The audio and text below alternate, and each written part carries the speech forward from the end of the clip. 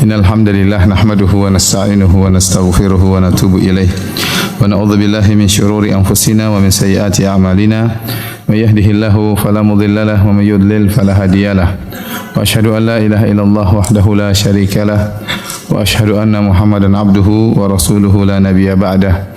Ya ayyuhalladzina amanu taqullaha haqqa tuqatih wa la tamutunna illa wa antum muslimun. Fa inna asdaqal hadithi kitabullah wa khairal huda huda Muhammadin sallallahu alaihi wasallam wa syarrul umuri muhdatsatuha wa kullu muhdatsatin bid'ah wa kullu bid'atin dhalalah wa kullu dhalalatin finnar. Hadirin dan hadirat yang dirahmati oleh Allah Subhanahu wa taala, insyaallah pada kesempatan kali ini kita melanjutkan pengajian kita dari syarah kitab Tauhid pada pertemuan yang kedua. Masih dalam bab yang pertama tentang kitab Tauhid, dan al-muallif yaitu penulis al-Imam Syekh Muhammad bin Abdul Wahhab rahimahullahu taala membawakan 7 dalil tentang makna dari tauhid. Dalil yang pertama yaitu dalam surat Az-Zariyat ayat 56. Allah Subhanahu wa taala berfirman, "Wa ma khalaqatul jinna wal insa illa liya'budun." Wa ma khalaqtul jinna wal insa illa liya'budun. Silakan buka halaman 23 ya, kalau ada bukunya buka halaman 23 ya. Yang artinya tidaklah aku ciptakan jin dan manusia melainkan hanya untuk beribadah kepadaku, hanya untuk beribadah kepadaku. Firman Allah Subhanahu wa taala, "Wa ma khalaqtul jinna wal insa illa liya'budun." Tidaklah aku ciptakan jin dan manusia kecuali untuk beribadah kepadaku. Ini dalil bahwasanya jin dan manusia adalah mukallaf. Mukallaf yaitu diberi beban untuk beribadah kepada Allah Subhanahu wa taala. Tatkala diberi beban berarti akan ada balasan. Apakah masuk surga atau masuk neraka jahanam. Dan ini berbeda dengan hewan. Kalau hewan tidak diberi beban, yang diberi beban hanyalah jin dan manusia. Oleh karenanya jika jin dan manusia tidak menjalankan beban tersebut, tidak beribadah kepada Allah Subhanahu wa taala, tidak mentauhidkan Allah Subhanahu wa taala, maka sesungguhnya kondisi mereka seperti hewan. Ya, kondisi mereka seperti hewan yang tidak diberi beban. Ya, justru mereka akan lebih terhina daripada hewan. Ya, Allah Subhanahu wa taala berfirman dalam Al-Qur'an, "Wa laqad dzara'na fi jahannam katsiran minal jinni wal insi lahum qulubun la yafqahuna biha wa lahum a'yunun la yubsiruna biha wa lahum adhanun la yasma'una biha ulaika kal an'ami bal hum adall." Kata Allah Subhanahu wa taala, sungguh kami telah penuhi neraka jahanam dengan kebanyakan jin dan manusia. Mereka diberi hati namun tidak mereka gunakan untuk berfikir. Mereka diberi mata namun tidak mereka gunakan untuk melihat kebenaran. Mereka diberi telinga namun tidak mereka gunakan untuk mendengar kebenaran. Kata Allah, ulaika kal an'am, dan mereka itu seperti binatang ternak. Kata Allah, bal hum adall, bahkan mereka lebih sesat daripada binatang ternak. Ya. Tatkala Allah telah memberikan tugas mulia kepada jin dan manusia untuk beribadah kepada Allah, lantas tidak dijalankan, maka kedudukan mereka lebih parah daripada hewan. Oleh karenanya, tatkala di hari kiamat kelak, tatkala hewan-hewan dikumpulkan oleh Allah Subhanahu wa taala, ya, sebagaimana firman Allah Subhanahu wa taala, "Wa idzal wuhushu husyirat."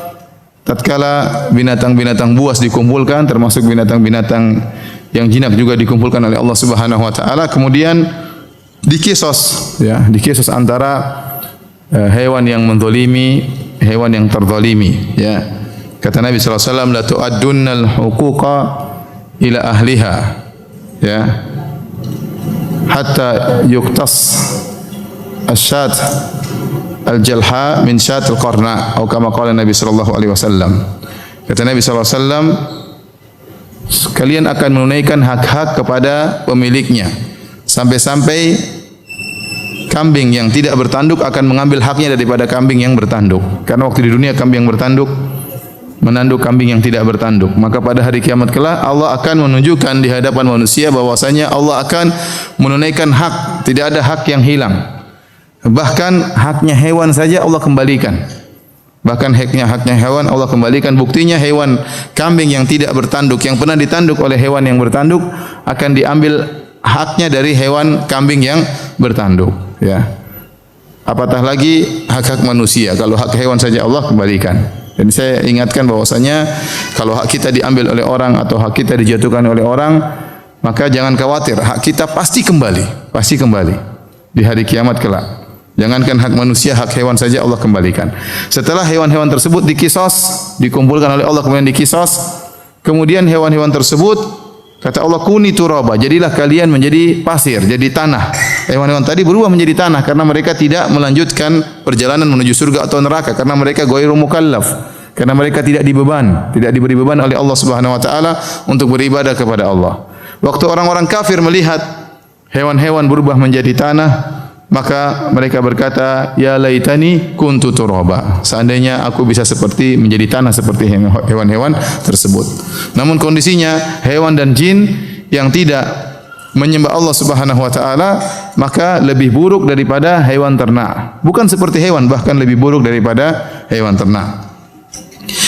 Dari sini kita tahu bahwasanya yang disuruh beribadah bukan cuma kita manusia. Jin-jin juga sering disuruh untuk beribadah. Disuruh beribadah oleh Allah Subhanahu wa taala. Oleh karenanya saya disebutkan oleh sebagian ulama, Syekh bin Baz rahimahullahu taala kalau beliau menyampaikan ceramah terkadang beliau menyebutkan ya ma'syarul jin, dalam ceramah beliau menyebutkan hai para jin sekalian, ya. Karena bisa jadi dalam pengajian ada jin-jin yang hadir. Mungkin di sekitar ibu-ibu ada jin-jin, kita enggak tahu ya. Sekitar bapak juga ada jin-jin, kita enggak tahu. Jin-jin yang baik insyaallah di pengajian. Jin salafi mungkin. Ya. Oleh karenanya dalam Al-Qur'an Allah menjelaskan bahwasanya jin-jin tersebut juga mendapat ganjaran di dunia dan juga di akhirat. Di dunia dan juga di akhirat. Seperti lihat halaman 23 saya nukilkan firman Allah dalam surat Jin. Kata Allah Subhanahu wa taala, "Wa ammal qasituna fakanu li jahannam hataba." Adapun golongan jin yang menyimpang dari kebenaran, maka mereka akan menjadi kayu api bagi neraka jahanam, ya. Karena Allah menyatakan neraka jahanam ya waquduhan nas wal hijarah, ya. Bahwasanya bahan bakarnya dari manusia dan juga dari batu. Ternyata jin juga bisa menjadi bahan bakar neraka jahanam. Kemudian kata Allah, wa allaw istaqamu ala tariqati la asqainahum ma'an ghadaqa. Seandainya mereka istiqamah di atas jalan yang benar, maka kami akan berikan mereka air yang segar. Maksudnya ini ungkapan dalam bahasa Arab artinya rezeki yang banyak. Jadi para jin kalau mereka bertakwa kepada Allah juga diberi rezeki di dunia seperti manusia. Kata Allah Subhanahu wa taala, "May yattaqillaha yaj'al lahu makhraja wa yarzuquhu min haitsu la yahtasib." Barang siapa yang bertakwa kepada Allah, maka Allah akan berikan solusi baginya, wa yarzuquhu min haitsu la yahtasib, dan Allah akan berikan dia rezeki dari arah yang dia tidak sangka-sangka. Jin pun demikian, kalau dia bertakwa di dunia, dia akan mendapatkan rezeki yang banyak. Kalau dia kafir, maka dia akan menjadi penghuni neraka jahanam, bahkan menjadi bahan bakar neraka jahanam. Oleh karenanya, jin juga memiliki berbagai macam aliran. Allah berfirman tentang perkataan para jin tentang diri mereka. Allah menukil perkataan para jin, mereka berkata, "Wa anna minna salihuna wa minna duna dzalik, kunna tara'iqa qidada."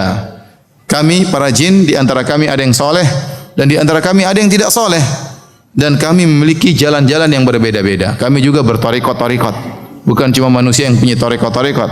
Jin-jin juga memiliki torikot-torikot. Oleh karenanya Imam Ibnu Katsir meriwayatkan dengan sanadnya dari Al-A'mash rahimahullah. Beliau pernah bertanya kepada jin. Jadi Al-A'mash pernah bertanya kepada jin.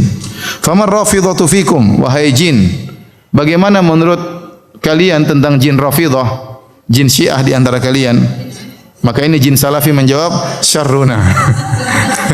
Ini jin sunnah ya. Jin sunnah. Kata jin sunnah ini orang Syiah, ini jin Syiah ini paling brengsek katanya. Paling apa? Paling parah di antara kami. Jadi ada kelompok-kelompok bermacam-macam. Dan ini kenyataan ya. Kalau kita lihat sebagian ada jin Nasrani, ada jin Hindu, ada jin Sufi ya. Ada jin Harokah, ada jin apa namanya? Jin Syiah, ada jin Sunni ya. Nah, timbul pertanyaan, kalau kita tahu bahwasanya jin juga diperintahkan untuk beribadah kepada Allah Subhanahu wa taala. Nah, bagaimana cara ibadah mereka? Apakah sama persis dengan manusia atau ada perbedaan? Maka para ulama usul, ahli usul fiqh telah menjelaskan hal ini. Mereka mengatakan ada khilaf di kalangan para ulama, tapi menurut pendapat al-muhaqqiqin, yaitu para peneliti di kalangan para ahli usul fikih, bahwasanya jelas ada perbedaan antara cara beribadah jin dan manusia, meskipun secara global sama, tapi secara detail pasti ada perbedaan, mengingat kondisi jin dan manusia yang berbeda. Ya, mengingat kondisi jin dan manusia yang berbeda. Apakah perbedaan mereka kita enggak tahu, ya. Apakah perbedaan antara kita dengan mereka kita tidak tahu, ya. Tapi mungkin di antara jin juga ada ahli fikih jin, mungkin ada, ya. Ada ulama di kalangan jin mungkin juga ada, ya. Ya, oleh karena tidak perlu kita tanya Ustaz, jin kalau buang angin wudu atau tidak, kita enggak tahu. Itu urusan para jin, ya. Bukan urusan kita, ya. Kecuali kalau Anda ingin punya hubungan dengan jin, dan jangan punya hubungan dengan jin, ya. Khawatir terjerumus dalam berbagai macam kesyirikan. Intinya kita tidak perlu tahu karena itu bukan urusan kita. Dan kata Nabi sallallahu alaihi wasallam, min husni islamil mar'i tarkuhu ma la ya'nih, dan di antara keelokan Islam seorang meninggalkan yang bukan urusannya. Baik. Jadi kata Allah Subhanahu wa taala, "Wa ma khalaqtul jinna wal insa", tidaklah aku ciptakan jin dan manusia illa liya'budun, kecuali untuk beribadah kepadaku. Nah, apa yang dimaksud dengan ibadah? Ibadah, lihat halaman 25, kata Ibnu Taimiyah rahimahullahu taala, al-ibadah hiya ismun jami'un li kulli ma yuhibbuhu Allah wa yardah min al-aqwal wal a'mal al-batinah wal zahirah. Ibadah adalah suatu kata yang mencakup seluruh perkataan dan perbuatan baik lahir maupun batin yang dicintai dan diridhai oleh Allah Subhanahu wa taala. Seluruh perkara yang dicintai oleh Allah maka itu adalah ibadah. Kalau kita kerjakan dengan penuh ketundukan, maka kita akan mendapatkan pahala di sisi Allah Subhanahu wa taala. Ini adalah definisi ibadah berkaitan dengan zat ibadah, ya. Jadi semua yang dicintai oleh Allah baik perkara menjalankan ibadah tersebut harus tunduk, ya. Ibnu Taimiyah juga berkata tentang ibadah berkaitan dengan kondisi kita tatkala beribadah. Kata beliau, ismun yajma'u kamalal dhulli wa nihayatahu wa kamalal hubbi lillah wa nihayatahu. Ibadah adalah satu nama yang mengumpulkan kesempurnaan ketundukan dan puncak dari ketundukan kepada Allah digabungkan dengan kesempurnaan kecintaan dan puncak kecintaan kepada Allah Subhanahu wa taala. Fal hubbul khali an dhullin, oleh karenanya sekedar cinta tetapi kosong dari ketundukan, atau sebaliknya sekedar tunduk tapi kosong dari rasa cinta, maka itu tidak disebut dengan ibadah. Ibadah itu adalah mencakup antara dua perkara, puncak kecintaan dan puncak ketundukan. Nah, kita kalau beribadah kepada Allah, kita tunjukkan hal tersebut. Benar-benar kita cinta kepada Allah dan benar-benar kita tunduk kepada Allah Subhanahu wa taala. Baik. Di sini Allah mengatakan, "Wa ma khalaqtul jinna wal insa illa liya'budun." Tidaklah aku ciptakan jin dan manusia kecuali untuk beribadah kepada aku, yaitu kecuali untuk mentauhidkan aku, ya. Berarti kehidupan kita hukum asalnya adalah beribadah kepada Allah. Karena tujuan utama Allah menciptakan kita adalah untuk beribadah. Kenyataannya kita praktekkan dalam kehidupan kita sehari-hari, waktu yang kita gunakan untuk beribadah tidak banyak. Salat 5 waktu, ya, taruhlah dengan wudunya, dengan persiapannya, sekali salat mungkin butuh 15 menit, 20 menit. Ya, taruhlah setengah jam kali 5 cuma 2,5 jam, yes. Kita baca Quran paling 1/4 jam, ya. Ibadah yang mahdhah, ibadah yang mahdhah hanya membutuhkan waktu yang tidak banyak. Sementara kita sehari 24 jam. Sehari 24 jam. Nah, Allah mengatakan, tidaklah aku ciptakan jin dan manusia kecuali untuk beribadah kepadaku. Nah, bagaimana kita bisa menerapkan ayat ini sementara waktu kita untuk beribadah tidak sampai 10 jam per hari? Bagaimana kita bisa menerapkan ayat ini? Maka para ulama menjelaskan caranya adalah kita merubah tradisi kebiasaan kehidupan kita bernilai ibadah.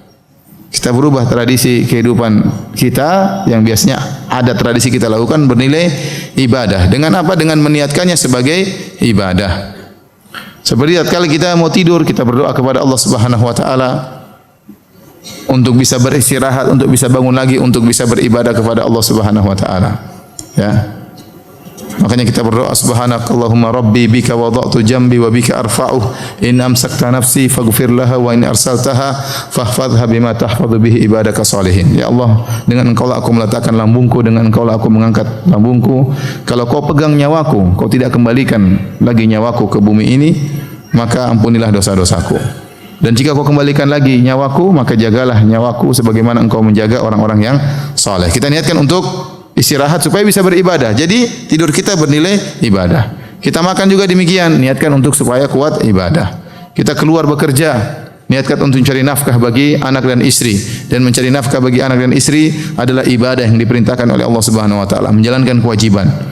Jadi itulah perbedaan antara orang yang berilmu, orang yang ikhlas dengan orang yang tidak berilmu. Orang yang ikhlas, yang berilmu, perbuatan kesehariannya bisa bernilai menjadi ibadah. Sebagaimana kata Nabi SAW, lasta tunfiqu nafaqatan tabtaghi bi wajhillah illa ujirta 'alaiha hatta luqmata taj'aluha fi imra'atik.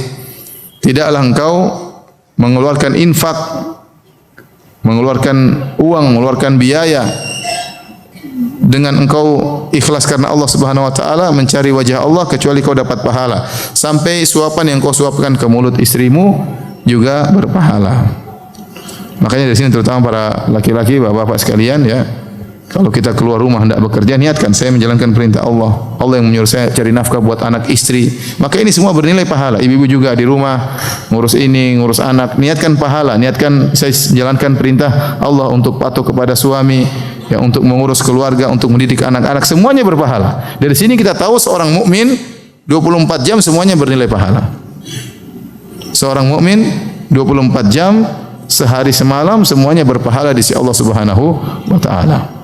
Apalagi kalau ternyata dia di siang hari berpuasa misalnya, ya, baik dia berpuasa maka argo pahala jalan terus. Ya, dari dia berpuasa berbuka argo pahala jalan terus. Ya. Jadi kita berusaha menjalankan firman Allah, "Wa ma khalaqtul jinna wal insa illa liya'budun." Tidaklah aku ciptakan jin dan manusia kecuali untuk beribadah kepadaku. Kita berusaha mengisi hari-hari kita untuk beribadah kepada Allah Subhanahu wa taala. Baik, dalil kedua ayat halaman 28, Allah Subhanahu wa taala berfirman, "Wa laqad ba'atsna fi kulli ummatin rasulan an i'budullaha wajtanibut taghut." Dan sungguh kami telah mengutus pada setiap umat seorang rasul yang menyuruh kepada kaumnya sembahlah Allah saja dan jauhilah taghut, dan jauhilah taghut. Di sini sisi pendalilan dari ayat ini, pada ayat yang pertama, wa ma khalaqtul jinna wal insa illa liya'budun, penulis Syekh Muhammad bin Abdul Wahhab rahimahullah ingin menjelaskan bahwasanya tujuan kita diciptakanlah untuk beribadah kepada Allah. Nah, ibadah itu yang dimaksud apa? Ibadah yang dimaksud adalah tauhid. Karena dijelaskan oleh para nabi, seluruh nabi diutus kepada umatnya untuk mengatakan, "U'budullaha wajtanibut taghut." Sembahlah Allah saja dan jauhilah segala bentuk taghut, segala bentuk kesyirikan. Dan taghut itu kullu ma ubida min dunillah, seluruh yang disembah selain Allah, wa huwa radin, dan dia ridha. Semua yang disembah kepada dari selain Allah itu adalah taghut. Dan banyak taghut di alam semesta ini ya. Ada syaitan, ada jin, ada dewa. Ya, bahkan para nabi ditagutkan padahal mereka bukan tagut, tapi ditagutkan, disembah selain Allah Subhanahu wa taala. Wali-wali disembah ya, batu, pohon dan banyak macam. Maka itulah makna ibadah yang dimaksud. Tujuan kita diciptakan adalah beribadah kepada Allah saja dan meninggalkan segala penyembahan selain Allah Subhanahu wa taala. Dan inilah seluruh tujuan nabi. Nabi seluruhnya diutus untuk menyuruh kepada tauhid. Nabi seluruhnya diutus untuk menyuruh kepada tauhid. Inilah fokus dakwah mereka, menyuruh kepada tauhid dan memperingatkan umatnya dari segala bentuk kesyirikan. Bukannya mereka tidak memperingatkan yang lain, tidak, mereka juga peringatkan yang lain, seperti Nabi Lut alaihissalam memperingatkan kaumnya dari praktek homoseksual, dilarang. Contohnya Nabi Syuaib juga memperingatkan kepada kaumnya agar tidak melakukan kecurangan dalam menimbang barang dagangan. Tetapi fokus utama mereka adalah apa? Masalah tauhid. Itu fokus utama. Ya. Oleh karenanya dalam suatu hadis Rasulullah SAW bersabda, "Al-anbiya'u ikhwatun min allat." Para nabi adalah saling bersaudara satu bapak. Ummahatuhum syatta wa dinuhum wahid. Satu bapak, ibu mereka berbeda, bapaknya satu. Maksudnya agama mereka satu, dinuhum wahid. Kata para ulama menjelaskan hadis ini, "Al-anbiya'u ikhwatun min allat. Ummahatuhum syatta wa dinuhum wahid. Yang artinya para nabi seluruhnya adalah seperti anak-anak satu bapak lain ibu. Ibunya berbeda, bapaknya satu. Maksudnya apa? Syariat-syariat mereka berbeda, tapi tujuannya satu, sama-sama bertauhid. Sama-sama menuju kepada tauhid. Syariat Nabi Adam tidak sama seperti syariat Nabi Nuh. Syariat Nabi Nuh tidak sama dengan syariat Nabi Musa. Syariat Nabi Musa tidak sama seperti Nabi Isa. Syariat Nabi Isa tidak seperti Nabi Muhammad sallallahu alaihi wasallam. Tetapi seluruhnya kembali kepada satu makna, sama-sama menyuruh kepada tauhid. Itulah makna para nabi, ibunya beda, bapaknya satu, maksudnya syariatnya berbeda, ya, tetapi sama-sama menyuruh kepada tauhid. Oleh karenanya hadis ini adalah hadis yang menafsirkan tadi firman Allah, ya, wa laqad ba'atsna fi kulli ummatin rasulan an ibudullaha wajtanibut taghut. Sungguh kami telah mengutus bagi setiap umat seorang rasul yang menyeru untuk mentauhidkan Allah Subhanahu wa taala. Tidak ada bedanya antara nabi satu dengan nabi yang lainnya. Ya. Dan saya ingatkan, ini bantahan yang telak bagi dai-dai pluralisme.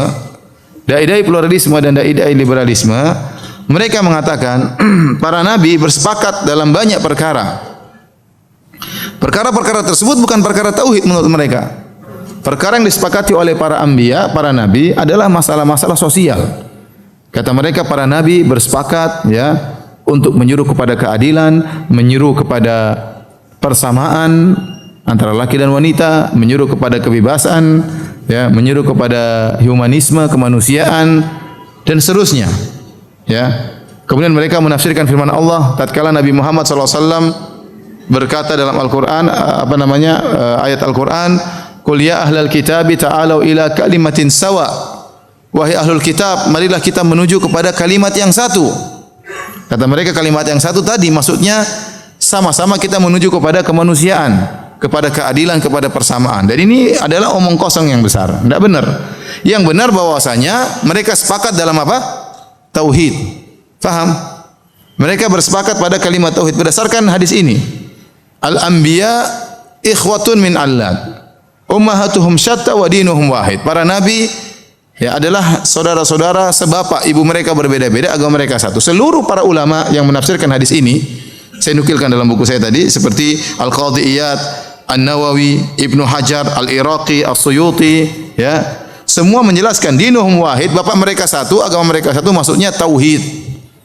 Jadi meskipun syariat mereka berbeda, tapi sama-sama menyuruh kepada apa? Tauhid. Itu titik poin persamaan antara seluruh para nabi. Memang sama seluruh para nabi juga menyuruh kepada keadilan, juga menyuruh kepada keadilan, kemanusiaan. Tapi bukan keadilan dan kemanusiaan dan persamaan versi orang-orang pluralisme. Mereka mengatakan para nabi menyuruh kepada persamaan, keadilan, kemanusiaan, tapi versi pluralisme, kebebasan versi pluralisme, dan ini salah. Ya. Para anbiya seluruhnya menyuruh kepada perkara-perkara sosial ini, tapi yang paling poin utama adalah menyuruh kepada apa? Tauhid. Berdasarkan firman Allah, "Wa laqad ba'atsna fi kulli ummatin rasulan." Sungguh kami telah mengutus pada setiap umat seorang rasul yang menyuruh kepada tauhid. Oleh karenanya, tatkala Nur Khalis Majid CS dalam bukunya Fikih Lintas Agama mencoba menafsirkan firman Allah, "Ya ahlal kitabi ta'alu ila kalimatin sawa." Wahai ahlul kitab sekalian, marilah menuju kepada satu perkataan yang sama. Kata mereka inilah poin kesamaan. Poin kesamaan maksudnya masalah sosial tadi. Dan ini adalah bentuk pemahaman yang ngawur. Ya. Karena orang-orang liberal itu kalau sudah berdalil dengan ayat, mereka sering putuskan ayat, tidak dilanjutkan. Seperti orang mabuk yang kemudian masuk ke masjid, kemudian melarang-larang orang sholat, memaki-maki orang sholat dengan berkata, ngapain kalian sholat? Karena Allah berfirman, apa? Fawailul lil musallin. Celakalah orang-orang yang salat. Tidak dilanjutkan ayatnya. Padahal selanjutnya alladzina an salatihim apa? Sahun. Itu orang yang lalai dari salat, itu baru celaka. Sama ayat ini, qul ya ahlal kitabi ta'alu ila kalimatin sawa. Wahai ahlul kitab, marilah kalian menuju kepada perkataan yang sama. Maksudnya apa? Allah lanjutkan, alla na'budu illallah. Janganlah kalian menyembah kecuali hanya kepada Allah. Wala yusyrika ba'duna ba'dhan. Ya, Allah ta'budu illallah. Kemudian kata wala nusyrika billahi syai'a wa la yattakhidha ba'duna ba'dhan arbaba min dunillah.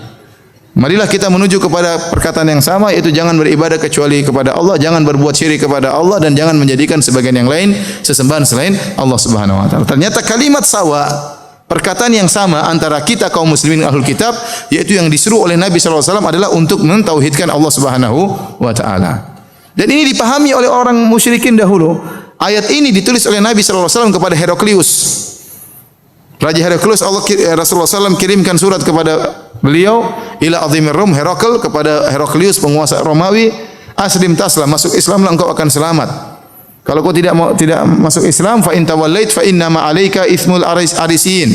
Kalau kau tidak masuk Islam, maka kau akan menanggung dosa rakyatmu. Kemudian Nabi menyebutkan firman Allah, qul ya ahlal kitabi ta'alu ila kalimatin sawa'in baina wa bainakum alla nusyrika bi wal alla na'budu illa Allah, nusyrika bihi syai'a wa la yattakhidha ba'duna ba'dhan arbaba min dunillah. Marilah kita menuju perkataan yang sama, yaitu tidak berbuat syirik kepada Allah. Heraklius paham ayat ini, bahwasanya untuk bisa menuju kepada kalimat yang sama harus masuk Islam. Dan dia tidak mau masuk Islam. Maka sungguh celaka orang-orang liberal yang ternyata Heraklius lebih paham tentang ayat ini daripada mereka yang mengaku Islam. Paham atau tidak? Jadi Heraklius yang Nasrani paham ayat ini. Sementara orang-orang liberal yang KTP-nya Islam tidak paham tentang ayat ini. Ya. Jadi saya ulangi, ya, titik poin sama di antara para anbiya seluruhnya adalah menyuruh kepada tauhid. Bukan berarti mereka melalaikan yang lain, tidak, mereka juga berbicara tentang sosial, tentang kemanusiaan, tentang keadilan. Tapi poin yang paling utama adalah masalah mentauhidkan Allah Subhanahu wa taala.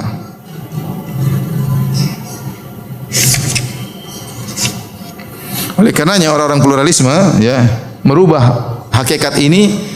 Mereka berusaha menyuruh kepada persamaan dalam sosial, ya, sehingga mereka mengorbankan tauhid. Sudah, kita enggak usah bicara tauhid, yang penting sama dalam masalah sosial, ya. Kalau begitu percuma kerjaannya Nabi Sulaiman alaihissalam kirim surat kepada Ratu Bilqis, ya.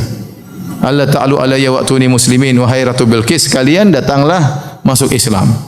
Kenapa? Karena Ratu Bilqis sudah hidup makmur sama rakyatnya. Nabi Sulaiman mengusik kemakmuran mereka. Nabi Sulaiman mengusik, ikut campur dalam urusan mereka. Kenapa? Karena mereka menyembah matahari. Ya.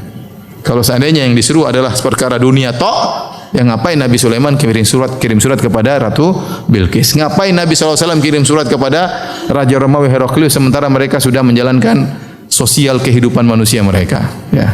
Tetapi Rasulullah SAW mengusik ketenangan mereka karena mereka berbuat syirik kepada Allah Subhanahu wa taala. Nabi Sulaiman mengusik ketenangan Ratu Bilqis karena Ratu Bilqis menyembah matahari, berbuat syirik kepada Allah Subhanahu wa taala.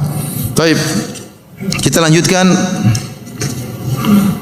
ayat yang berikutnya, dalil yang ketiga, lihat halaman 30.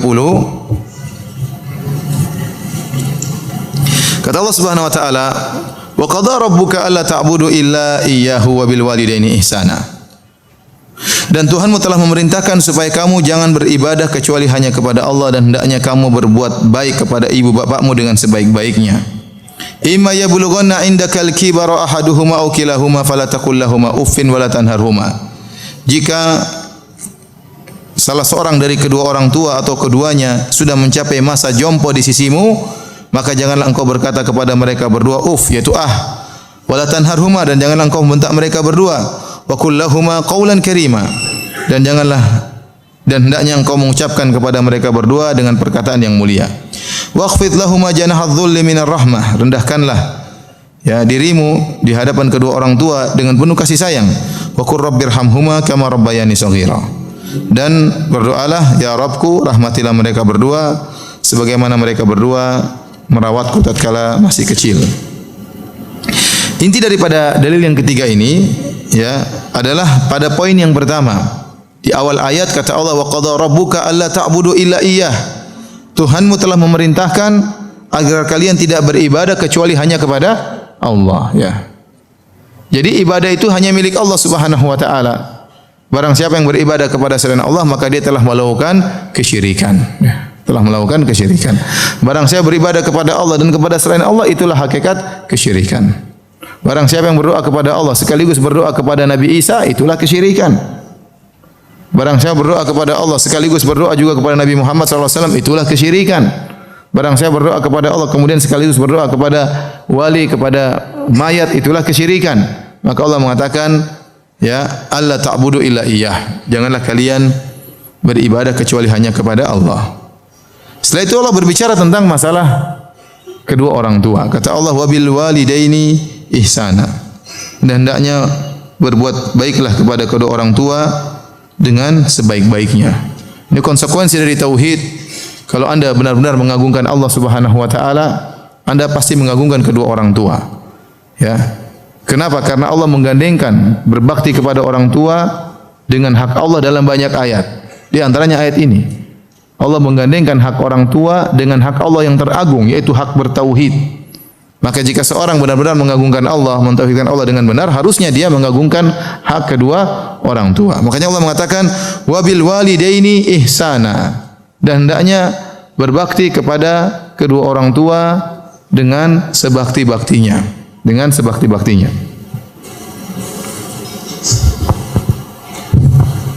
Ibu-ibu tahu bahasa Arab?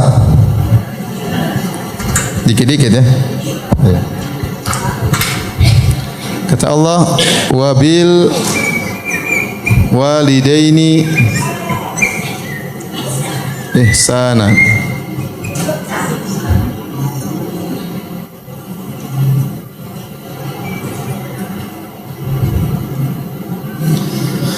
Kalau dalam bahasa Arab, wabil walidaini ihsana, ini secara i'rabnya adalah maf'ul mutlak.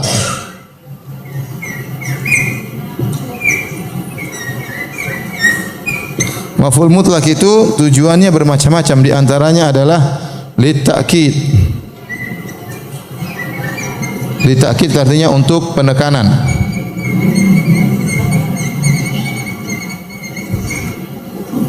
Ya. Contohnya saya berkata Darabtu Muhammadan. Saya katakan saya telah memukul Muhammad. Artinya saya telah memukul Muhammad. Tetapi kalau saya tambah dorban, ini maf'ul mutlak, berarti saya telah memukul Muhammad dengan sekeras-kerasnya, dengan sebenar-benar apa? Pemukulan. Namanya darabtu apa? Dorban. Sama. Wabil walidaini ihsana, asalnya adalah, secara asalnya dalam Al-Quran, tapi Allah singkatin, harusnya begini. Wa ahsinu bil walidaini ihsana. Wa ahsinu. Ini fiilnya, ini maf'ul mutlaknya. Jadi maknanya berbuat baiklah kepada orang tua dengan sebaik-baiknya. Jadi Allah tidak memerintahkan kita hanya sekadar berbuat baik kepada orang tua. Ya, tapi Allah menyuruh untuk sebakti-baktinya. Apalagi Allah gandengkan dengan hak Allah Subhanahu wa taala. Jadi ini peringatan bagi kita semua, bagi yang masih punya kedua orang tua, hendaknya berbakti kepada kedua orang tua dengan sebakti-baktinya, ya, dengan sebakti-baktinya. Bukan hanya sekedar berbakti, tetapi sebakti-baktinya mumpung masih ada orang tua yang hidup yang bisa kita temui. Baik, kita lanjutkan.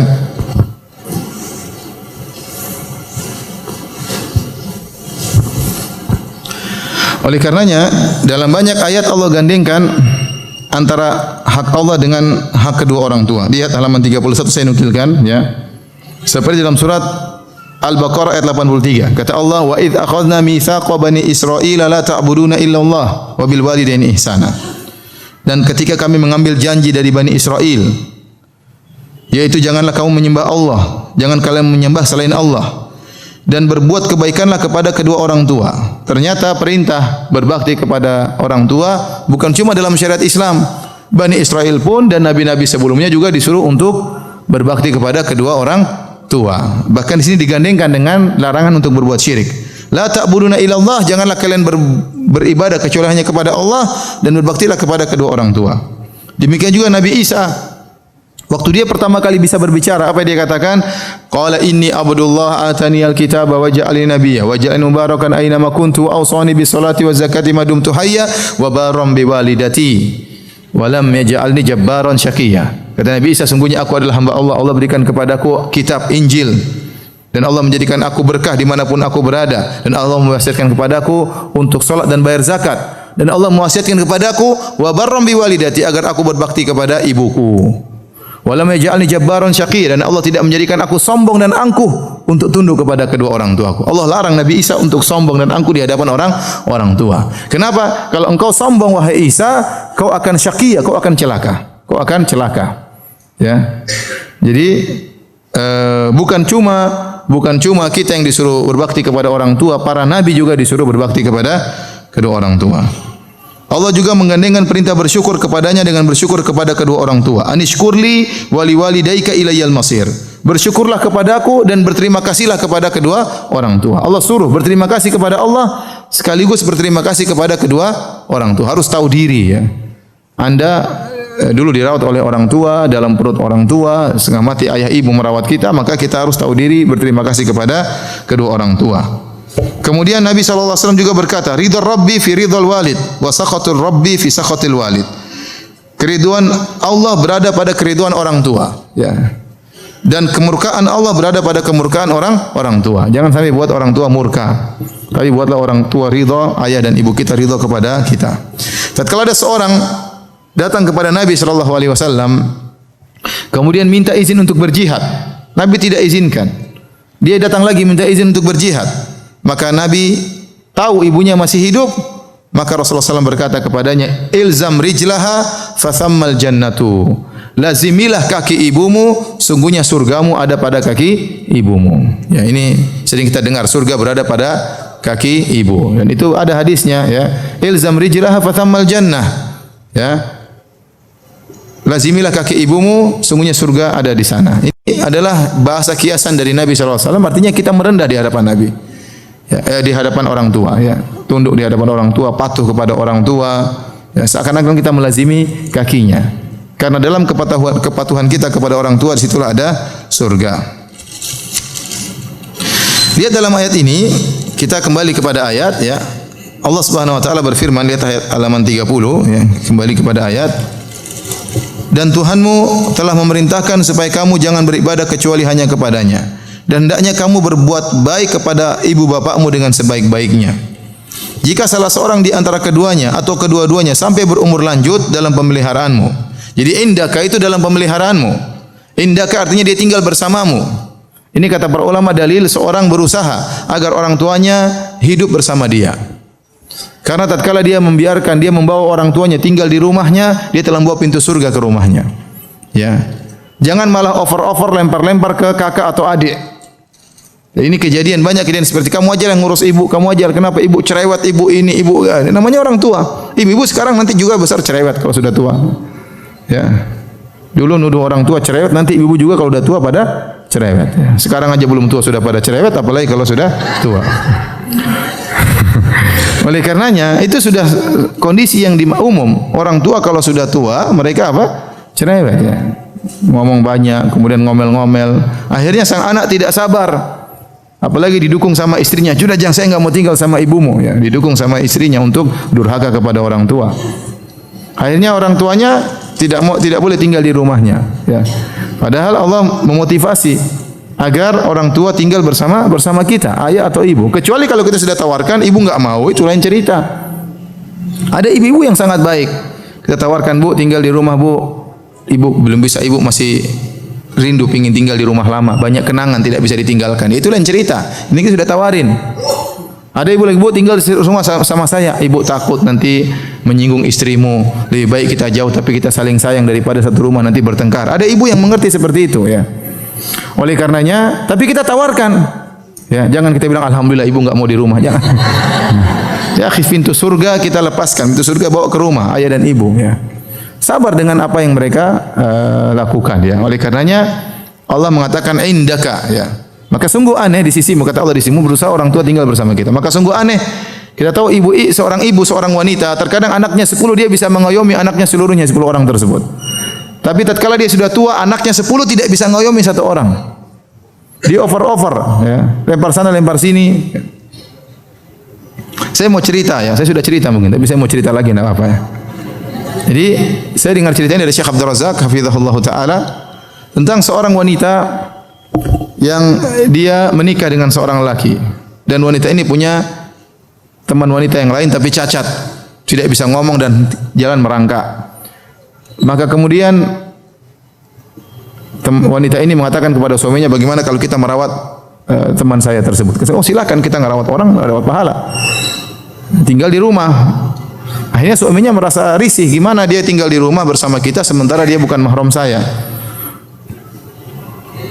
Kata istrinya, ya kalau begitu nikah saja.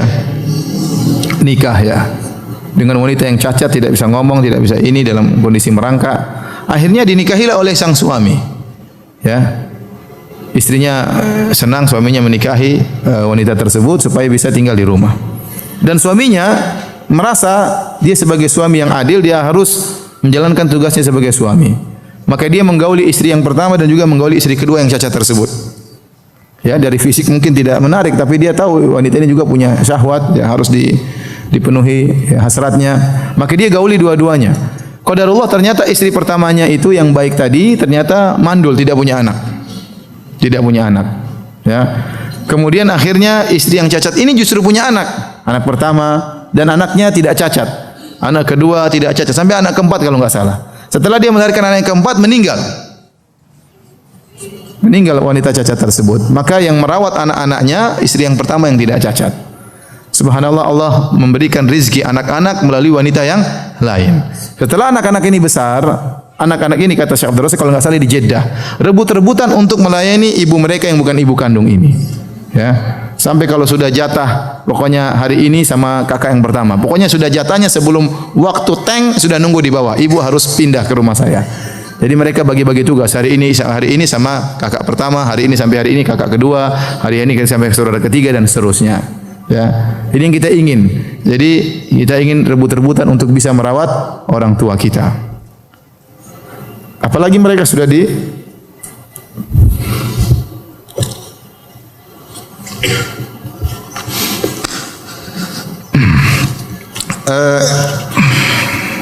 hadirin dan hadirat yang dirahmati oleh Subhanahu wa taala.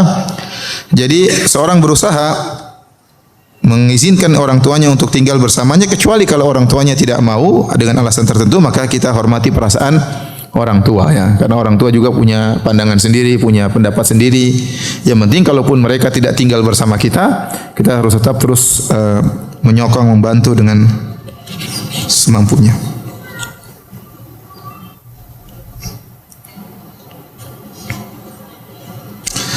Baik, kita lanjutkan. Kemudian kata Allah Subhanahu wa taala, tatkala mereka sudah mencapai masa tua, fala taqul lahum uffin, maka jangan berkata kepada mereka ya. Dan kata para ulama dalam bahasa Arab adalah kalimat terendah yang menunjukkan kejengkelan. Kalimat terendah yang menunjukkan kejengkelan. Kalau kita bahasa Indonesia kita mungkin cih, bahasa Arab Seandainya ada kalimat yang paling rendah yang menunjukkan kejengkelan lebih rendah daripada maka akan didatangkan oleh Allah dalam Al-Quran. Tetapi ternyata kalimat yang paling rendah yang menunjukkan kejengkelan adalah Ini dijadikan dalil oleh para ulama bahwasanya namanya durhaka adalah menunjukkan kejengkelan kepada orang tua. Itu adalah bentuk apa? Durhaka. Saya kata para ulama, Anda memandang orang tua Anda dengan pandangan sinis, pandangan jengkel, itulah durhaka kepada kedua orang tua. Ya. Ya, tidak boleh kita mengucapkan, kalau kita pun jengkel kita pendam. Ya, jangan kita marah di depan orang tua. Kita bisa nasihati orang tua dengan kata-kata yang baik. Jangan menunjukkan kejengkelan ya. Karena bentuk jengkel dengan saja Allah larang. Dan segala bentuk kejengkelan, tadajur baik dengan perkataan atau dengan perbuatan atau dengan pandangan, ini semua adalah bentuk durhaka, dan durhaka kepada orang tua adalah dosa paling besar. Seorang harus mengerti akan hal ini ya. Ya, sampai-sampai Ali Zainal Abidin, ya Ali bin Husain Zainal Abidin terkenal adalah seorang lelaki yang sangat berbakti kepada ibunya. Tetapi anehnya sahabat-sahabat yang mengatakan, kami heran lihat Anda tidak pernah makan sepiring dengan ibu Anda. Kata dia, saya tidak berani makan sepiring dengan ibu saya. Saya khawatir tatkala saya makan ada makanan yang dilirik oleh ibu saya duluan makan makanan tersebut. Saya tidak ingin menyakiti hati ibu saya ya.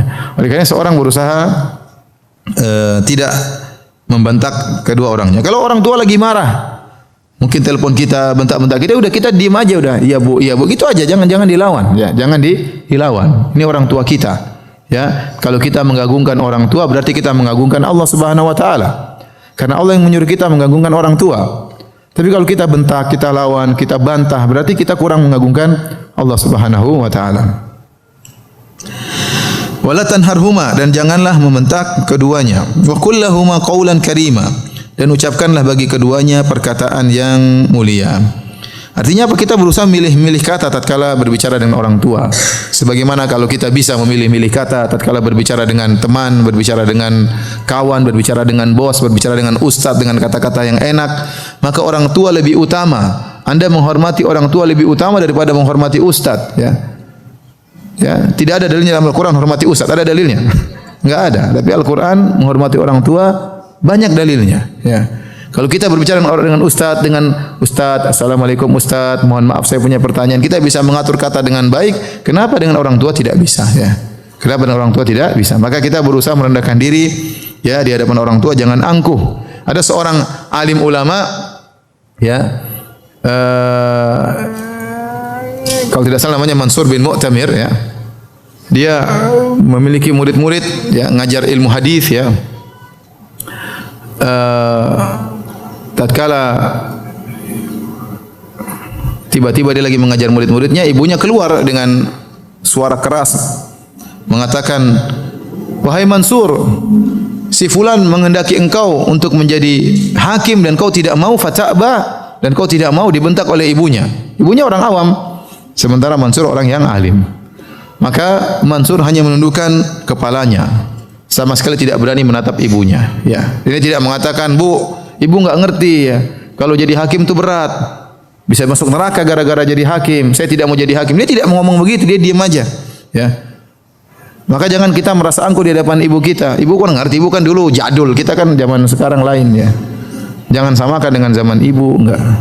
Ibu enggak ngerti tentang masalah kerjaan, ibu enggak ngerti. Udah, kita kalau kita tolak dengan bahasa yang halus, jangan merendahkan, jangan sekali sedikit pun mengucapkan kata-kata yang menunjukkan kita merendahkan apa? Orang tua. Tidak ngerti lah, tidak inilah, tidak paham lah, jangan. Meskipun Anda sudah mencapai gelar tertinggi, Anda harus menghormati kedua orang tua. Al-Imam Abu Hanifah rahimahullahu taala punya ibu, ya. Pernah punya masalah, bertanya kepada Al-Imam Abu Hanifah. Dan Abu Hanifah sudah berfatwa, dia tidak mau dengar. Kata ibunya, "Saya tidak mau dengar kecuali dari si fulan." Si fulan itu di masjid pandai berorasi, tapi ilmunya ilmunya kurang. Dan orang yang paling alim di zaman tersebut Al-Imam Abu Hanifah. Semua orang tahu yang paling alim Imam Abu Hanifah. Ya, makanya ada perkataan ulama, "Ashadun nasi fil alim ahluhu." Orang yang paling kurang menghargai seorang alim biasanya keluarganya sendiri. Ya. Ada seorang ustadz mungkin orang-orang hormat sama dia, tapi mungkin dia diomel-omel sama kakaknya, diomelin sama adiknya, diomelin sama istrinya, diomelin sama orang tuanya. Padahal sama orang lain semuanya hormati dia, semuanya orang, ya, tapi demikianlah kenyataannya. Terkadang orang alim itu yang paling kurang menghargai dia adalah keluarganya sendiri. Nah, Imam Abu Hanifah rahimahullahu taala orang alim terkenal, dan ibunya tahu dia alim, tapi ibunya tidak mau dengar fatwanya, maunya dengar dari orang lain. Orang itu karena pintar berorasi, mungkin ibunya senang dengar ceramahnya, padahal ilmunya enggak ada. Akhirnya dia minta Abu Hanifah untuk ngantar dia. Abu Hanifah ngantar ke orang alim tersebut. Mungkin orang alimnya masih ceramah, Abu Hanifah mungkin duduk mendengarkan. Ya, bayangkan orang alim, ulama besar dengar ceramah orang yang ilmunya kurang, ya. Setelah itu Abu Hanifah datang kepada orang alim tersebut, mengatakan, "Wahai fulan, ini ibu saya mau bertanya kepada engkau tentang suatu permasalahan." "Loh, kok enggak tanya sama kamu?" "Dia maunya sama kamu." "Ya udah, makanya saya antar dia karena dia ingin bertanya sama kamu." Akhirnya ya sudah, enggak apa sini. Ibunya tanya kepada orang ini, "Gimana, ada masalah begini-begini, bagaimana jawabannya?" Kata orang ini, "Menurut Anda bagaimana Abu Hanifah? Apa fatwa kalau begini?" Kata Abu Hanifah, "Jawabannya gini." Kata, "Ya itu jawabannya," kata.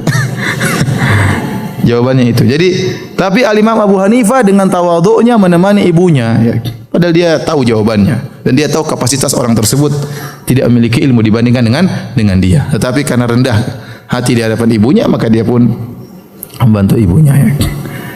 Seperti ada juga kisah di zaman Utsman radhiyallahu anhu, ada seorang salaf yang dia memiliki korma. Waktu itu korma lagi mahal. Tiba-tiba ibunya ingin makan jumar. Jumar itu jantung korma. Diambil dari batang korma. Kalau ingin diambil jumar tersebut, korma tersebut harus ditebang, dibelah, diambil jantung korma dan enak. Jadi harus mati dulu.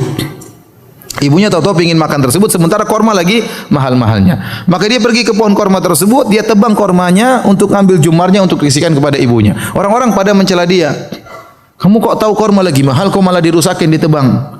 Kata dia, ibu saya lagi pingin makan ini dan kebetulan saya mampu. Saya khawatir suatu saat ibu saya ingin sesuatu, saya tidak mampu menghadirkannya. Oleh karenanya ikhwan dan akhwat, kalau ibu kita ingin sesuatu dan ibu kita jarang minta-minta ya. Ya, kita juga harus ngerti, jangan tunggu ibu minta. Apa yang ibu kira-kira orang tua kita, bapak kita, ibu kita memerlukan dan kita mampu, kita sediakan tanpa harus meminta. Orang tua terkadang punya rasa malu untuk minta kepada anaknya, sementara kita enggak punya malu kalau minta sama orang tua. Ya. Ya, kalau kita tahu kira-kira dia butuh ini, Bu, kita tawarkan, Bu, mau ini enggak, mau ini enggak, tanya, tawarin terus. Jangan tunggu dia minta, dia punya harga diri juga. Ya, jangan tunggu dia minta. Kalau kita mampu, kita sediakan sebelum dia minta. Kalau pas dia lagi minta, berarti lagi kepingin. Kalau kita punya, kita penuhi. Jangan kita tunda-tunda, ya. Jangan kita tunda-tunda. Karena ada suatu saat ibu kita minta sesuatu, ayah kita minta sesuatu, kita enggak mampu. Ada suatu saat ibu kita enggak bisa lagi minta sama kita, dia sudah meninggal dunia, ya. Oleh karena mumpung dia masih hidup, masih meminta kepada kita, ini pahala luar biasa. Lebih daripada bersedekah kepada anak yatim, daripada dakwah kepada yang lain, ini paling top ini bersedekah kepada orang tua. Pahala paling besar. Maka orang harus cerdas, tahu pintu surga mana yang paling besar. Pintu surga paling besar adalah berbakti kepada kedua orang tua, menyenangkan hati kedua orang tua. Ya. Tapi hadirin hadirat yang dirahmati oleh Allah Subhanahu wa taala, maka berusaha seorang lemah lembut kepada orang tua, berkata-kata yang terbaik. Kata Allah, waqfid lahum janahadz dzulli minar rahmah. Rendahkanlah dirimu dengan penuh kasih sayang kepada kedua orang tuamu. Wa qur rabbirhamhuma kama rabbayani shaghira. Dan doakanlah kedua orang tuamu selalu, ya Rabbku, rahmatilah mereka berdua sebagaimana mereka berdua merawatku tatkala masih kecil. Ingat itu, ya. Ingat doa ini. Kama rabbayani shaghira. Sebagaimana mereka berdua merawatku tatkala masih kecil, ya. Mungkin kita lupa dulu kita kecil seperti apa, ya. Ya, kita lupa dulu kita, tapi saya rasa kenangan kita masih ada. Orang tua yang gendong kita, orang tua yang nyuapin kita, orang tua yang mandikan kita. Saya rasa kenangan kita belum hilang meskipun kita sudah berumur sekian. Itu tidak boleh kita lupakan. Kalau Anda lupa bagaimana kebaikan orang tua Anda waktu masih kecil, ingat bagaimana istri Anda sekarang tatkala mengandung putra Anda, ya. Tahu bagaimana susahnya istri Anda. Demikianlah ibu Anda dulu seperti itu. Kita bisa rasakan kalau anak kita sakit luar biasa, istri kita nangisnya luar biasa, tidak bisa tidur, ya, ya, susah, ya. Maka orang tua dulu kira-kira seperti itu, ya. Saya punya anak saja sekarang umur 2,5 tahun, Abdul Razak, ya. Kemarin beberapa hari yang lalu panas, ya. Subhanallah nggak bisa tidur. Nanti tahu-tahu gini, Umi, suruh gosok-gosok. Ini pinter suruh gosok-gosok. Kata istri saya, kayak nenek-nenek aja digosok. Tapi istri saya nggak bisa tidur akhirnya. Dikit-dikit dia minta apa? Digosok. Di sini orang tua kita dulu seperti itu. Gosok-gosokin apa, ya. Gosok-gosokin anak kita waktu masih kecil. Dulu kalau kita takut, siapa yang kita teriakin? Pasti mama, ya. Nggak ada kita bilang ya Allah, ya Robbi, nggak ada dulu. Dulu kita teriak apa? Mama. Kalau udah peluk mama, kayaknya dunia ini milik kita semuanya, sudah. Ya.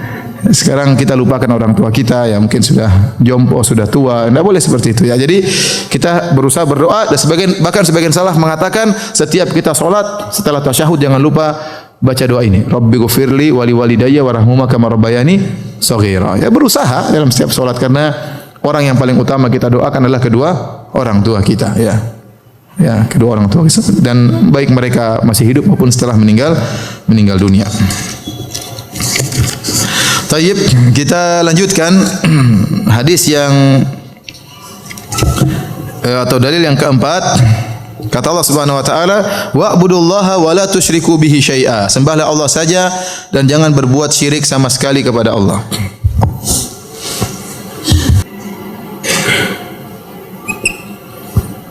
Kata Allah, sembahlah Allah saja dan janganlah berbuat syirik kepadanya sama sekali.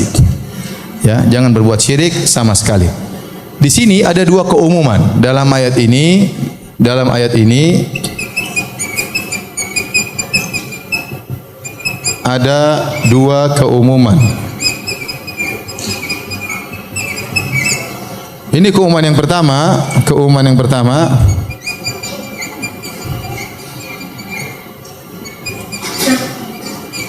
Dan ini keumuman yang kedua.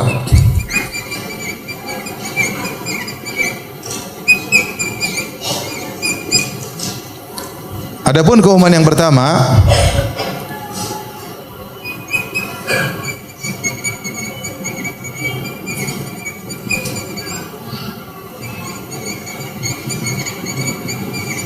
ada kaidah dalam usul fikih bahwasanya setiap fiil, setiap kata kerja, ini verb kata kerja, dia pasti mengandung masdar dan waktu. Jadi kalau kata kerja fiil madhi, ya kata apa itu? Yang menunjukkan masa lalu ya. Fiil madhi menunjukkan masa lalu, itu menunjukkan masdar yaitu perbuatan plus waktu masa lalu. Seperti daraba Muhammadun, ya. Contoh daraba Muhammadun, ya. Daraba Muhammadun. Muhammad memukul. Daraba Muhammadun. Ini fi'il madhi. Ini fi'il apa? Al-madhi. Berarti kalimat daraba ini mengandung apa? Kata perbuatan darban plus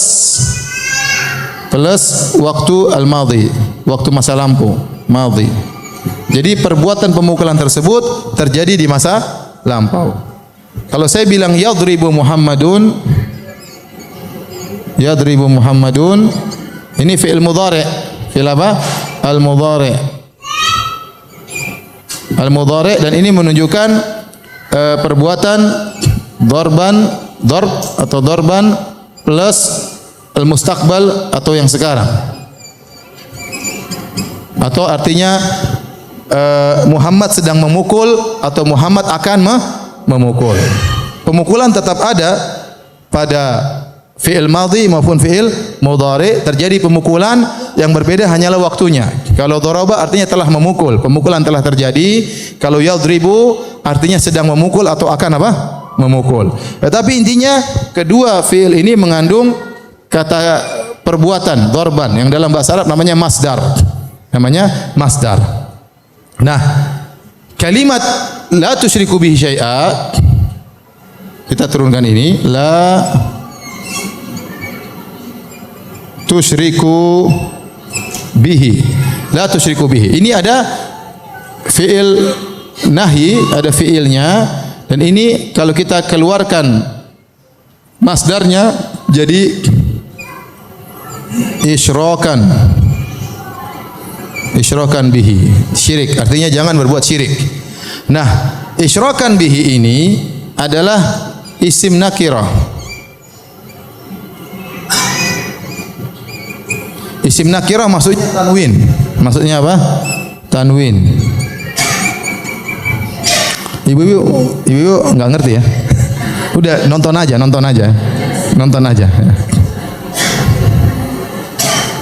Tanwin.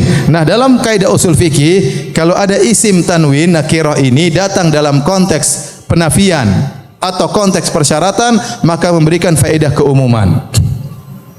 Dan ini konteks kalimatnya larangan, wala tusyriku bihi. Dan janganlah kalian berbuat apa? Kesyirikan. Berarti ini isim nakirah datang dalam konteks penafian, memberikan faedah keumuman. Sehingga kalau kita artikan wala tusyriku bihi itu artinya sama dengan jangan berbuat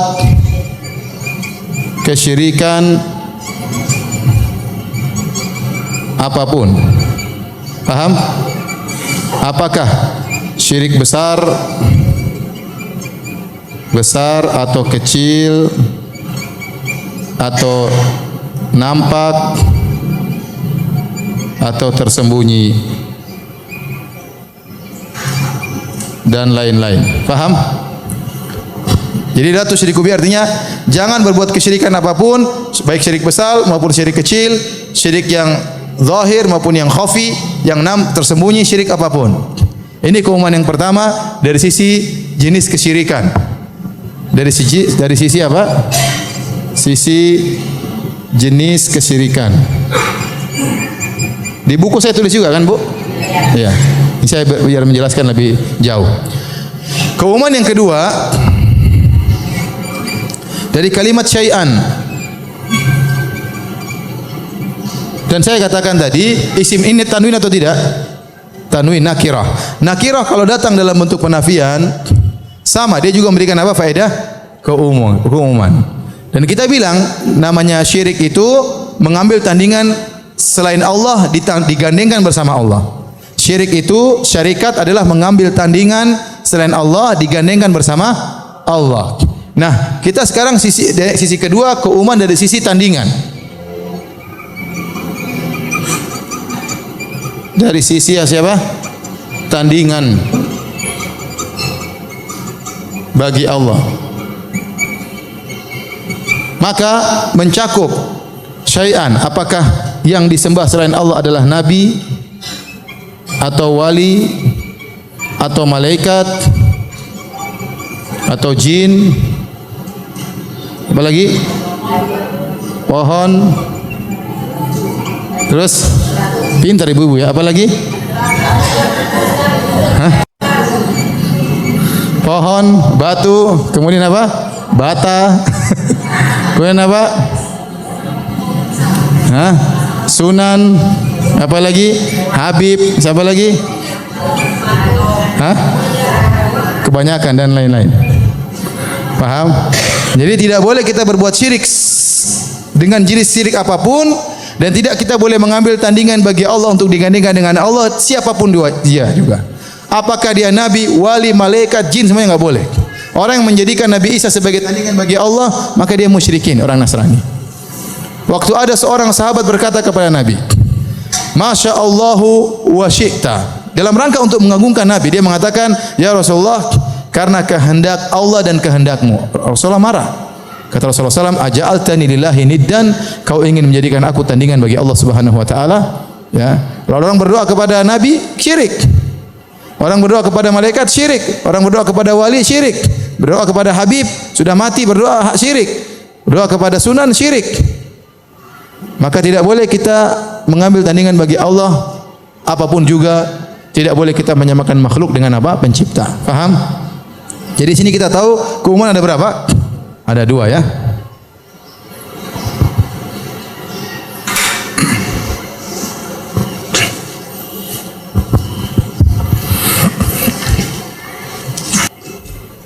Sudah Ibu? Sudah ya, sampai sini aja ya. Jangan lama-lama nanti hang. Belum hang? Ah, yang benar aja. Iya, syai'an fa syai'an katanya. Sedikit demi apa? Sedikit, jangan banyak-banyak. Nanti enggak masuk. Lanjut apa sudah? Lanjut ya, sampai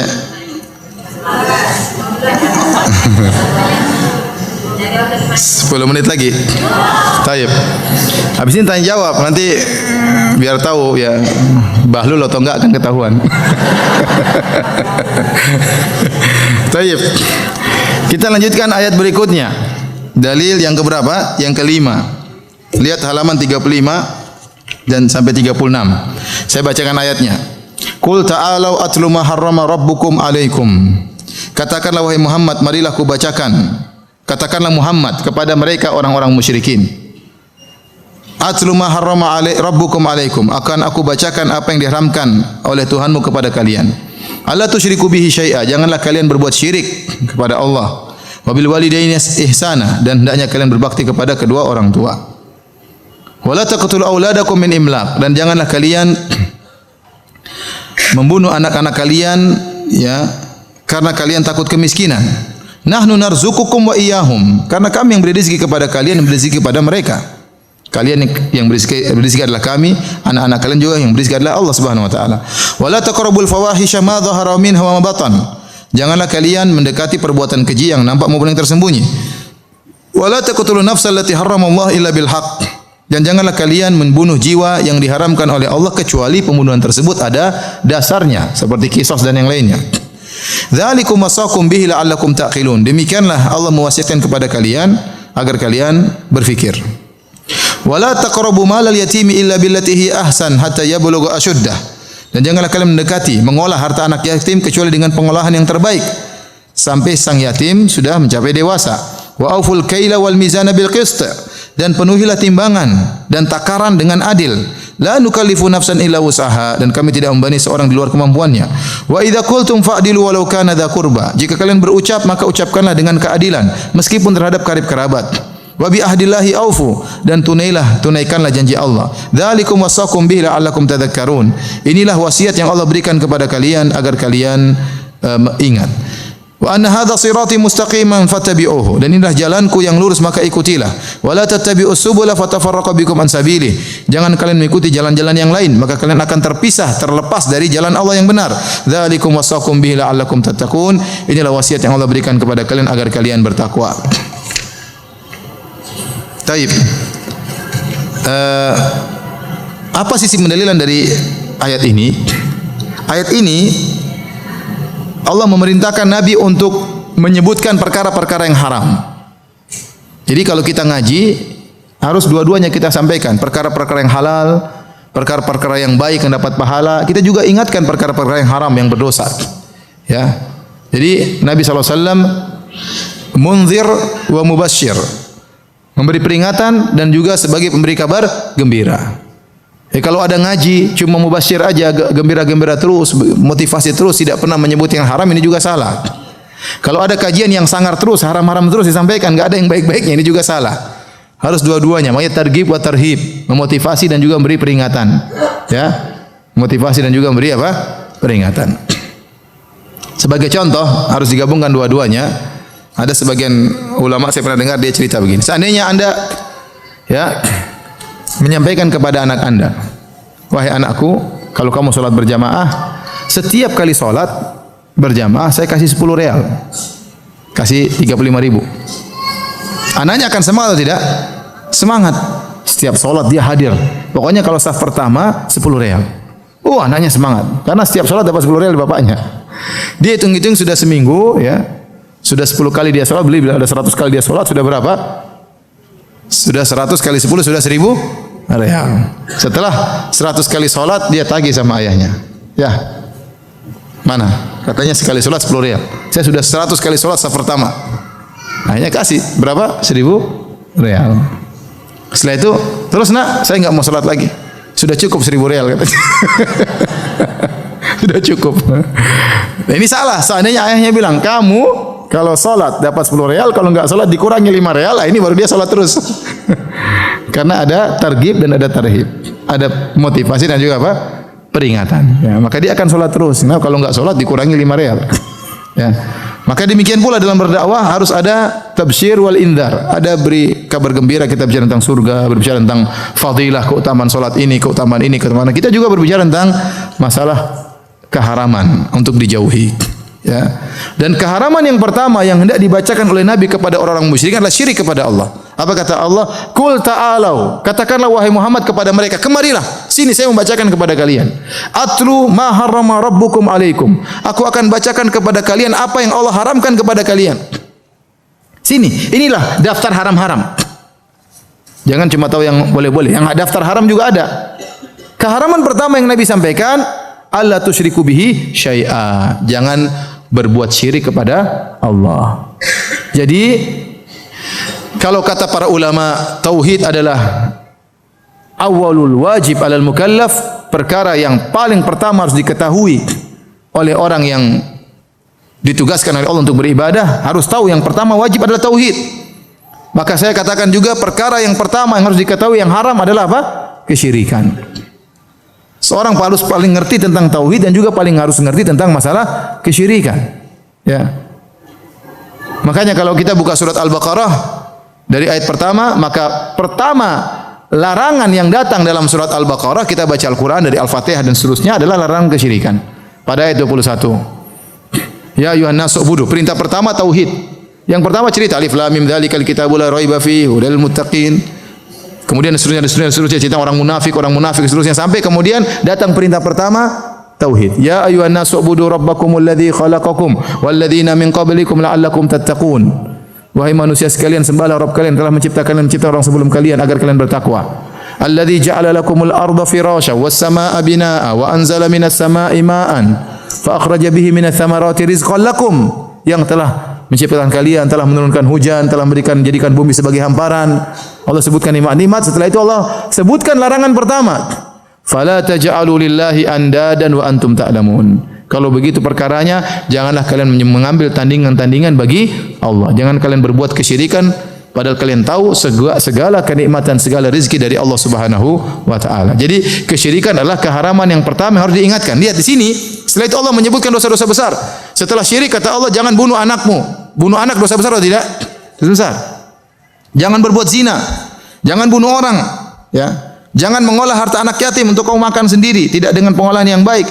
Jangan kemudian kata Allah, jangan mengurangi timbangan, jangan mengurangi takaran, ya. Jangan lupa dengan perjanjian kepada Allah. Semuanya dosa-dosa besar yang Allah sebutin. Tapi dosa besar pertama yang Allah sebutkan apa? Jangan berbuat apa? Syirik. Yang menakjubkan dari ayat ini, ibu-ibu yang perhatikan dan bapak yang dirahmati Allah Subhanahu wa taala, perhatikan, Allah menyebutkan tentang rentetan keharaman-keharaman. Di sela-sela rentetan keharaman Allah selipin satu perintah. Berbaktilah kepada kedua orang tua. Ya atau tidak? Coba perhatikan ayatnya. Katakanlah Muhammad, marilah aku bacakan apa yang diharamkan kepadamu oleh Tuhanmu. Janganlah kamu persukan sesuatu dengan dia. Berbuat bakti kepada orang tua itu haram apa harus? Harus. Ini perkara harus Allah selipkan di tengah-tengah berbagai macam keharaman. Artinya, ya, jangan durhaka kepada orang tua. Ya, bahasanya sama, jangan durhaka kepada orang tua, tapi Allah menggunakan lafal perintah, berbaktilah kepada kedua orang tua. Padahal maksudnya jangan durhaka kepada orang tua. Ya. Karena kalau durhaka mungkin banyak orang tidak lakukan, tapi berbakti orang banyak tidak lakukan. Orang mungkin tidak maki-maki ibunya, tapi pelit sama ibunya, benar? Ya tidak? Kalau maki-maki ibunya mungkin enggak, tapi kalau pelit iya. Maka perintahnya berbuat baik kepada orang tua, bukan hanya tidak memaki orang tua, tetapi berbuat baik kepada kedua orang tua. Jadi tidak mungkin seorang akan mengenal tauhid dengan benar kecuali setelah mengetahui lawannya. Ya, setelah mengetahui lawannya. Mengetahui tauhid dan juga harus mengetahui kesyirikan. Tapi sampai di sini saja, ibu yang dirahmati Allah Subhanahu wa taala. Kurang lebihnya saya mohon maaf. Subhanakallah bihamdik asyhadu an la ilaha illa anta astaghfiruka wa atubu ilaik. Assalamualaikum warahmatullahi wabarakatuh.